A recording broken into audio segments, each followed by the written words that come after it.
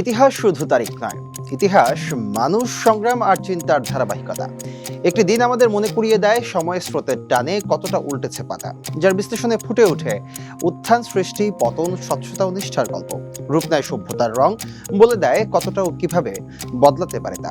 অভিজ্ঞতার ঝুলিতে বুলি ফোটাতে পারে এই একটি দিনের তথ্য, কারণ তাতে মিশে থাকে একাধিক গুরুত্বপূর্ণ ঘটনা ও সেই ঘটনার সাক্ষী।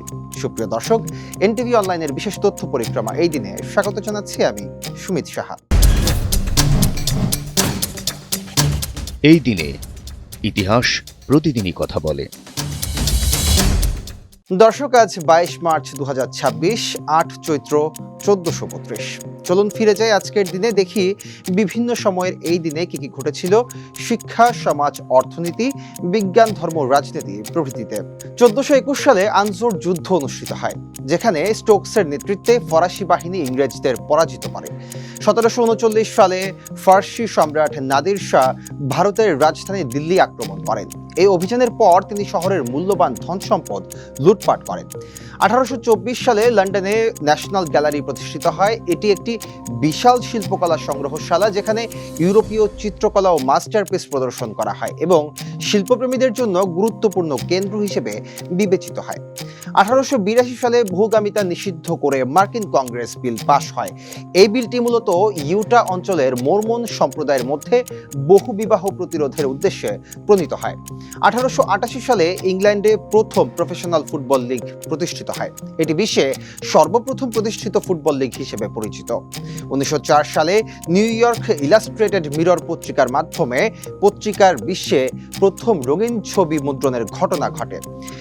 1912 সালে ব্রিটিশ ভারত সরকার বেঙ্গল প্রেসিডেন্সি বিভাজন করে নতুন প্রদেশ বিহার স্থাপন করে।